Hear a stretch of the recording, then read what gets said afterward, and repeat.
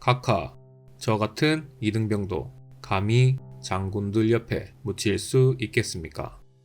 모두가 얼어붙었습니다. 서슬퍼런 경호실장조차 반사적으로 총에 손을 올리게 만든 한 병사의 당돌한 질문이었습니다. 대한민국 최고의 권력자 박정희 대통령 앞에서 감히 국립묘지의 상석인 장군 묘역을 탐냈던 이름 없는 이등병. 주변의 참모들은 당장이라도 그 병사를 끌어낼 기세였습니다. 하지만 박정희 대통령의 입에서 나온 말은 호통이 아니었습니다. 대통령의 눈가는 오히려 붉게 물들기 시작했습니다. 임자, 진짜 장군이 무엇인지 아는가? 가난했지만 그 누구보다 당당했던 박정희의 친구 정강 장군의 이야기를 꺼내며 대통령이 이등병에게 건넨 충격적이고 가슴 먹먹한 한마디. 오늘 우리는 계급장보다 더 빛났던 진짜 군인들의 이야기를 하려 합니다. 1960년대 중반 베트남 파병과 경제개발로 대한민국이 격동하던 시절로 거슬러 올라갑니다. 박정희 대통령이 전방부대를 시찰하던 어느 겨울날이었습니다. 살을 내는 듯한 전방의 칼바람이 불어오던 연병장에서 대통령은 도열한 병사들의 손을 일일이 잡으며 그들의 거친 손마디를 어루만지고 있었습니다. 가난한 농부의 아들로 태어나 군복을 입고 거친 세월을 살아온 그였기에 병사들의 트고 갈라진 손등은 남의 일이 아니었습니다. 그때였습니다. 시찰이 거의 끝나갈 무렵 대열 끝에 서 있던 앳된 이등병 하나가 갑자기 손을 번쩍 들었습니다. 예고도 없던 돌발 행동에 주변의 지휘관들은 사색이 되었고 경호원들의 눈매가 매섭게 변했습니다. 군 최고 통수권자 앞에서의 돌출 행동은 자칫 큰 사고로 이어질 수도 있는 긴박한 상황이었습니다. 하지만 박 대통령은 손을 들어 제지하며 그 병사에게 발언권을 주었습니다. 병사는 잔뜩 긴장해 목소리가 떨렸지만 눈빛만은 현명하게 빛나고 있었습니다. 각하, 저희는 조국을 위해 목숨을 바칠 각오가 되어 있습니다. 하지만 죽어서 가는 곳은 계급에 따라 다릅니다. 저 같은 이등병이 나라를 구하고 장렬히 전사한다면 감히 장군 묘역에 묻혀도 되겠습니까? 그것은 군대라는 엄격한 위계질서 속에서 금기를 깨는 질문이었습니다. 감히 사병 따위가 장군의 자리를 넘보다니요. 참모들은 대통령의 신기를 살피며 안절부절 못했습니다. 하지만 박 대통령은 한참 동안 그 병사를 말없이 바라보았습니다. 그의 눈에는 분노가 아닌 깊은 회한과 그리움이 스쳐 지나갔습니다. 잠시 후 대통령은 천천히 입을 열었습니다. 자네, 내 친구 정강 장군을 아는가? 병사는 어리둥절하며 고개를 저었습니다. 박 대통령은 먼 산을 바라보며 나지막이 아주 오래된 이야기를 꺼내놓기 시작했습니다. 박정희 대통령에게는 정강이라는 잊을 수 없는 친구가 있었습니다. 육사 2기 동기생이었던 그는 키가 훤칠하고 호랑이처럼 기백이 넘쳐서 체구가 왜소했던 박정희와는 겉모습부터 딴판이었습니다. 성격은 또 얼마나 불같고 강직했는지 모릅니다. 5.16 혁명 직후 권력의 중심에 있던 김종필에게조차 너 까불지 말라며 호통을 쳤던 유일한 사람이 바로 정강 장군이었습니다. 그는 구리를 보면 참지 못했고 권력 앞에서도 고개를 숙이지 않는 대나무 같은 군인이었습니다. 하지만 세상은 그런 강직함을 가만히 두지 않았습니다. 융통성 없고 타협을 모르는 성품 탓에 그는 5.16 이후 억울한 오해를 받아 군복을 벗어야 했습니다. 군복을 벗은 장군의 삶은 처참하리만큼 가난했습니다. 평생 군인으로만 살았지 돈을 버는 재주라고는 없었던 사람이었기 때문입니다. 대통령이 된 박정희가 뒤늦게 친구의 소식을 듣고 그를 찾아갔을 때의 일입니다. 서울 변두리에 다 쓰러져가는 판잣집. 비가 오면 천장에서 빗물이 뚝뚝 떨어지고 쌀독은 비어 거미줄이 칠 지경인 이곳에 한때 호랑이 같던 장군 정강이 병든 몸을 누이고 있었습니다. 방 안에는 홍기라고는 찾아볼 수 없었고 귀키한 곰팡이 내만이 진동했습니다.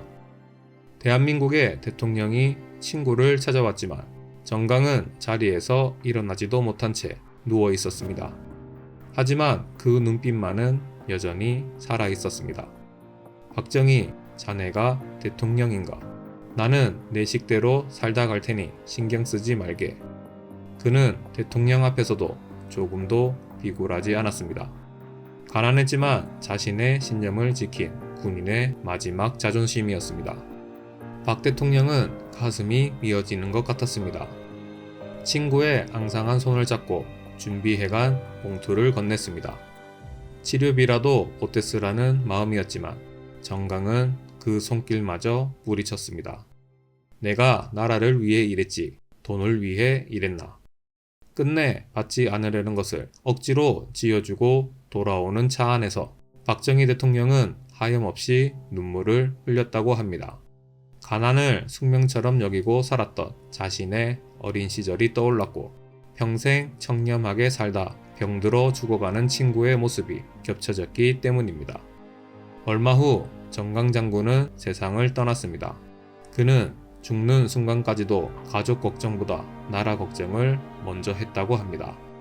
박 대통령은 다시 이등병을 바라보며 말했습니다. 내 친구 정강은 평생을 청렴하게 살았어. 가난했지만 그 누구보다 군인 정신이 살아있던 진짜 장군이었지. 그런데 그 친구가 지금 어디 있는 줄 아나? 지금 동작동 국립묘지 장군묘역에 누워있다네. 하지만 나는 가끔 생각한다네. 그 친구가 누워있는 땅의 평수가 넓어서 장군인 것이 아니라 그가 살아서 지켰던 그 기백과 조국을 사랑하는 마음의 크기가 진짜 장군의 자격이 아니었을까 하고 말이야. 박 대통령은 이등병의 어깨를 꽉 쥐었습니다. 그 손에는 농부의 아들로 태어나 군인이 되고 대통령이 되기까지 겪었던 수많은 고뇌와 진심이 담겨 있었습니다. 이등병, 잘 듣게. 자네가 묻고 싶었던 건 묘지의 크기가 아닐 걸세. 내 조국이 나의 죽음을 그만큼 가치 있게 여겨주냐는 물음이겠지. 내 약속하마. 조국을 위해 피 흘린다면 자네가 묻히는 그곳이 사병묘역이든 이름 없는 산기슭이든 국민들이 자네를 영웅이라 부르고 나는 자네를 진짜 장군으로 기억할 걸세. 껍데기 계급장이 아니라 자네의 그 충성심이 바로 장군의 자격이다. 연명장에는 무거운 정적이 흘렀습니다. 하지만 그 정적은 차가운 침묵이 아니었습니다. 뜨거운 감동이 병사들의 가슴을 붓고 지나가는 소리였습니다. 계급의 높고 낮음을 떠나 조국을 위해 바친 목숨의 무게는 모두 같다는 통수권자의 진심 어린 고백이었습니다. 그 자리에 있던 병사들의 눈시울이 붉어졌고 이등병은 흐르는 눈물을 닦을 생각도 하지 못한 채 구동 자세로 대통령을 바라보았습니다. 박 대통령은 훗날 정강 장군이 묻힌 국립묘지를 찾을 때마다 한참을 그 묘비 앞에 서 있었다고 합니다. 권력의 정점에서도 잊지 못했던 가난한 친구의 올고즘, 그리고 전방에서 만난 그 이등병의 당돌하지만 순수한 눈빛. 그것이 박정희 대통령이 그토록 가난에서 구하고 싶었고 목숨 바쳐 지키고자 했던 대한민국의 진짜 모습이었을 것입니다. 대통령의 그 말 한마디는 그 자리에 있던 모든 병사의 가슴에 훈장보다 더 빛나는 자부심을 심어주었습니다. 묘역의 위치가 중요한 것이 아닙니다. 그곳에 묻힌 이가 누구냐에 따라 그 땅은 성지가 되기도 하고 잊혀진 언덕이 되기도 합니다. 박정희 대통령은 알고 있었습니다. 국립묘지에 잠든 수많은 사병들이야말로 이 나라를 지탱하는 진정한 별들이라는 사실을 말입니다. 오늘날 우리가 누리는 이 자유와 변형은 묘지의 크기를 따지지 않고 조국을 위해 산하해간 그 수많은 이등병 장군들의 피와 땀 위에 세워진 것임을 우리는 결코 잊어서는 안 될 것입니다. 여러분은 어떻게 생각하십니까? 계급장 하나 달지 못하고 산하해간 수많은 영웅들, 그리고 친구의 가난을 보며 눈물 흘렸던 인간 박정희. 여러분이 생각하는 진정한 리더의 모습은 어떤 것일까요? 댓글로 의견을 남겨주세요. 구독과 좋아요는 영상을 만드는데 큰 힘이 됩니다. 감사합니다.